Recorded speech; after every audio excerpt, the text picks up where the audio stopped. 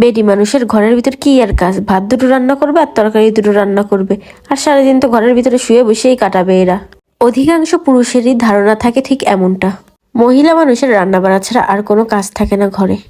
আমি অন্যান্য কাজের কথা বাদই দিলাম, কিন্তু রান্নার পর এই যে চুলা পরিষ্কার, তাক পরিষ্কার, বয়াম পরিষ্কার, এগুলো যে করতে হয়, এই জিনিসটা সবাই করে কিনা আমি জানি না, কিন্তু আমার এটা না করা ছাড়া আমার হয় না। আমার রান্না করতে যত দেরিই হোক না কেন, আমি এই কাজটা কমপ্লিট না করে কখনোই উঠি না।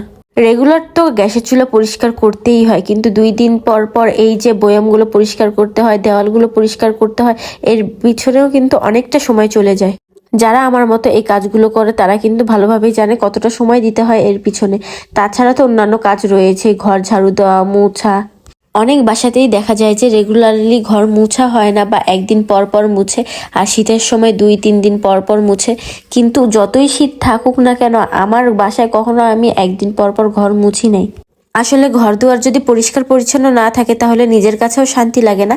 এই জায়গাটা দেখেন, মনে হচ্ছে কত বছর এটা অপরিষ্কার রয়েছে, আসলে কিন্তু না, জাস্ট 3 দিন পর এই জায়গাটা পরিষ্কার করতেছিলাম, তাই এই অবস্থা।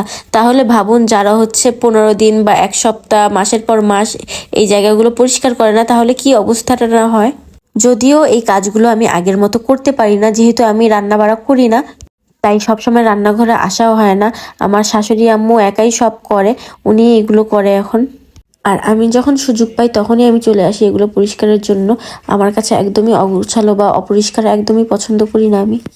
আর একটা মানুষ কতটা পরিষ্কার সেটা বিচার করা যায় তার রান্নাঘরের পরিস্থিতি দেখে বা ওয়াশরুমের পরিস্থিতি দেখে।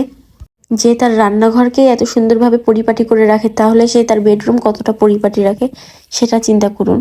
আর এই জায়গাটা হচ্ছে সব থেকে একটা ডেঞ্জারাস জায়গা, যেটা পরিষ্কার করা খুবই কঠিন। এখানে হাতও ভালোভাবে দেওয়া যায় না, কিন্তু এই জায়গাটা সব থেকে বেশি অপরিষ্কার থাকে, একটুতে এটা ময়লা হয়ে যায়।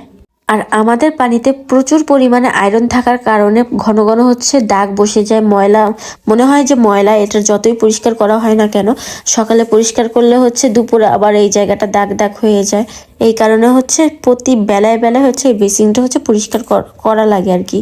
আর আমার বেটা যখন হাতে সময় পায় তখন রান্না করে, ম্যাক্সিমাম ফ্রাইডেতে ও হচ্ছে রান্না করে। তখন ওকে আমি বলি যে তুমি ভাবো যে রান্না বাড়া করলেই শেষ, এখন রান্না বাড়া করার পরে এই কাজগুলো কে করবে, সেগুলো তুমি করো। তখন ও আসলে বুঝতে পারে যে খালি রান্না বাড়া করলেই সব কাজ শেষ হয়ে যায় না।